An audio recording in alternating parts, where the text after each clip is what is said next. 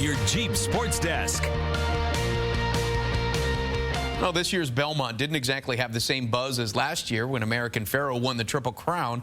But what this race lacked in star power, it more than made up for with a brilliant finish.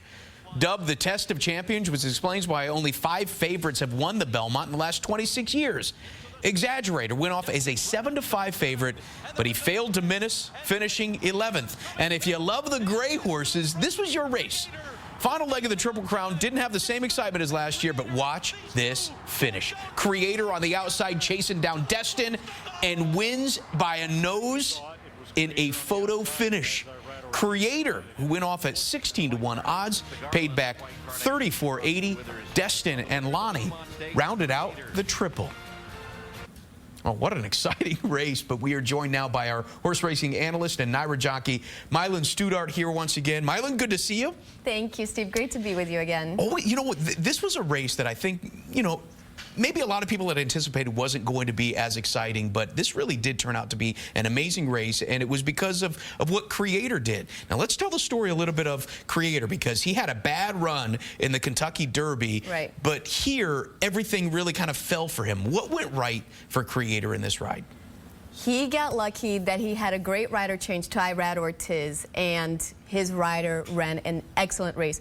I believe Creator won this race because of the ride Irad Ortiz gave his horse. He put the horse in position, sitting about 6th, 5th, when the pace was going 24.48. That's a very good pace for the Belmont, kind of what American Pharoah did last year. It's a very good pace to run into, and you got to be in position. So he saved all the ground. And you won't believe it. He was behind horses until the top of the stretch. He only made his horse run at the 8th pole. Which is extremely late, right? Extremely late. It's an 8th before the wire. It was like Moses, like Creator parting the seas, right? And it opened up, and he made it up by a nose. And the funny thing is, that door slammed on him just as quickly, too, right behind him. So he only had a finite amount of time to make that move. And you have to wonder how much track familiarity plays a role, because you've ridden with this guy. Right. You know this guy personally. I saw him, I rode with him when he first came here as an apprentice a few years ago, and I could see that he had the talent. Why?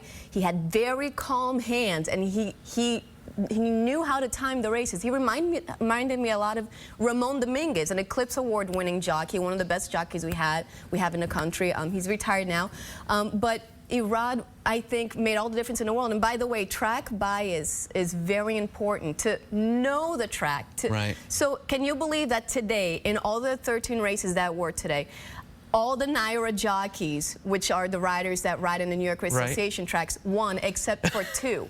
So all the jockeys that knew the race, the racetrack, won. So that tells you about a little bit how special the Belmont racetrack is, the 1.5 miles. Well, and that's probably why a horse that we both liked, Lonnie, came out to Belmont a month ahead of time. To his handlers, his trainers wanted him to get as familiar with this track as possible. We both liked him for different reasons. You liked him because of, I guess, of the attitude. The attitude. The attitude. I liked him because he did have a little bit more of that.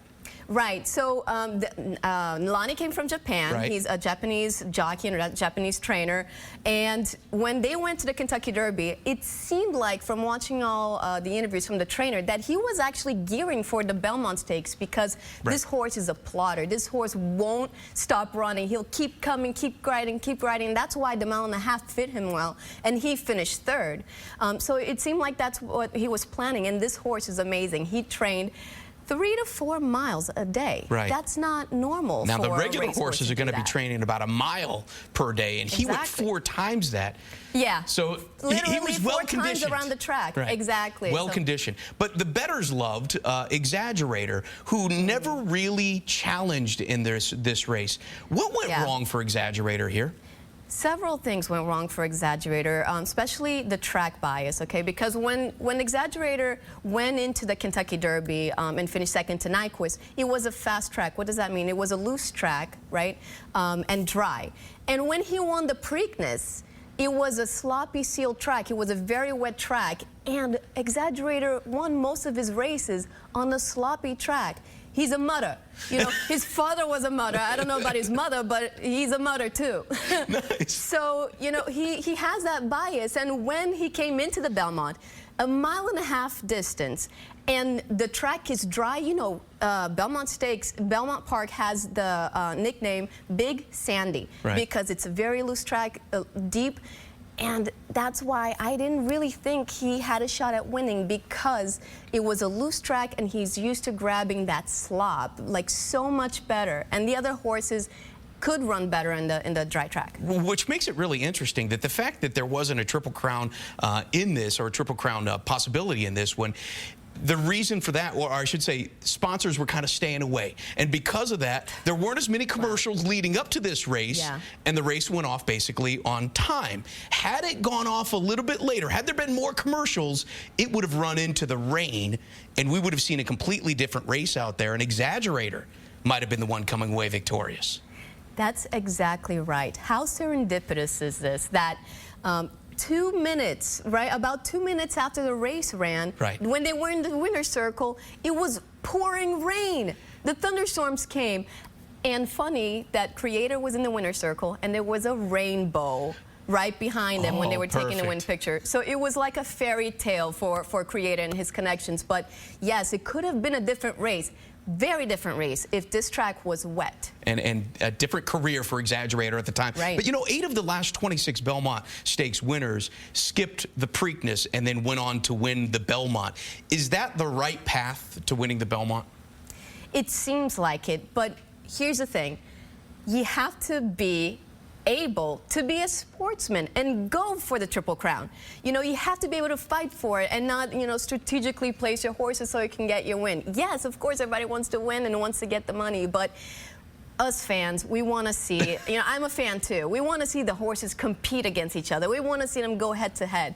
And Creator ran in the Creator and Destiny, who finished 1 and 2, ran in the Kentucky Derby, skipped the Preakness, and came back in the Belmont, and they finished 1-2. Yes, that says a lot about how grueling it is to do the Triple Crown, which is Kentucky Derby, 2 weeks later the Preakness, and 3 weeks later the Belmont. And just states how amazing it is, an accomplishment that American Pharoah did last year. Okay, so Nyquist, Exaggerator, and Creator, winners of the 3 Triple Crown jewels. Which one is the horse of the year? I still love Nyquist. Why? Because he never lost a race until the Preakness, which was a sloppy seal track, like I said, a wet track. For Exaggerator, it could have been different had the track been a dry track, right? You're not making excuses for him. I'm not, no. I understand.